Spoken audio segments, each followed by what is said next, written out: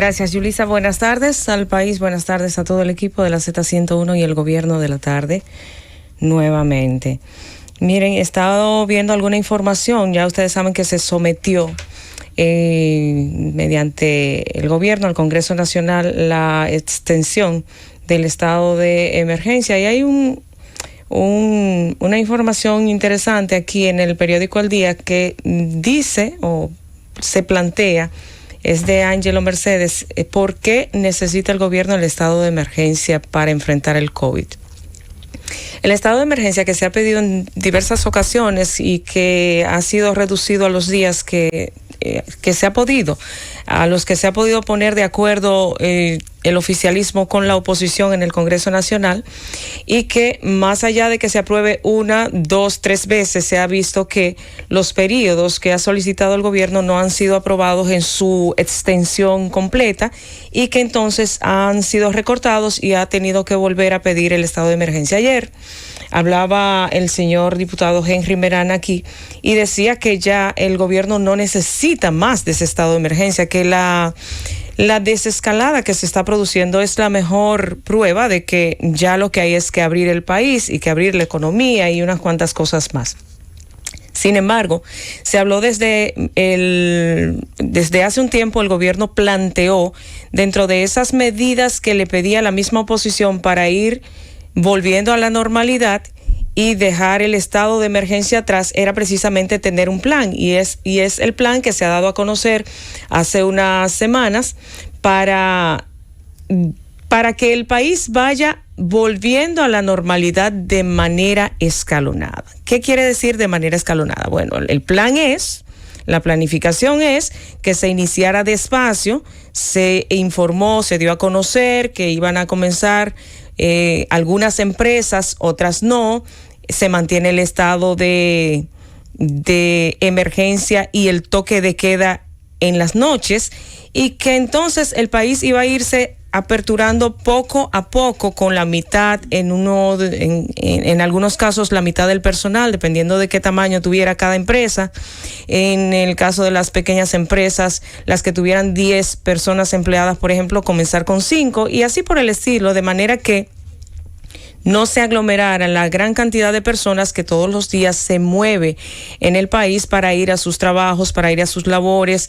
La educación no se ha abierto, no se ha reabierto, las universidades tampoco, y eso es parte de lo que sería de manera escalonada. Pero ¿cómo tú puedes mantener esa desescalada si apenas estamos en la primera fase? Se dijo que se iba a dar un periodo de prueba de 2 semanas entre una y la otra para verificar si estamos dentro de lo normal y no hemos perdido el control sanitario y no vaya a haber un rebrote y entonces que tengamos que recoger para atrás. Se iba a ir con prudencia, eso es lo que se planteó. Si se detiene el estado de emergencia, si esta nueva solicitud no fuera aprobada, eso quiere decir que la semana próxima estaríamos todos en las calles a todas horas. O sea, las 24 horas del día, el dominicano, que según lo consigna la Constitución es un ente libre y ese es el estado normal nuestro, entonces tendríamos derecho de circular y de movernos y de agruparnos y de juntarnos y demás. Pero todos sabemos que eso no es lo que conviene. Si bien es cierto que tenemos la premura, la urgencia, la necesidad de que la economía no colapse, también tenemos la otra parte, de que el sistema sanitario no colapse. Y entre una cosa y la otra sabemos que la vida de las personas debía estar por encima de todo. Vemos cómo incluso en términos políticos la oposición se contradice cuando en un momento determinado llama a que haya una gran apertura. Luego he escuchado algunos comentarios incluso de algunos comentaristas y compañeros que llaman entonces a que no, que el gobierno está abriendo y que si está abriendo cuando haya un gran contagio entonces es culpa del gobierno, y usted no sabe a quién creerle, porque el pescar en río revuelto es ganancia de pescadores, porque el gobierno tiene la necesidad y estamos en un momento político donde hay unas elecciones al doblar de la esquina Y el gobierno apuesta a hacerlo bien, sí, para sacarle partido político quizás a eso, pero la oposición apuesta a que el gobierno lo haga mal para entonces también sacar su filo político de esto. Y no hay una sinceridad real ni de una parte ni de la otra. Ahora, lo que yo entiendo que al margen de un partido, de otro, del gobierno y de la oposición, sea cual sea, lo que le conviene a esta población es que haya lo menos infectados posible y a que se preserve el sistema sanitario y que no colapse. Y si bien es cierto que necesitamos también tener una economía sana, todo lo que es material se puede recomponer, se puede recuperar, pero la vida no.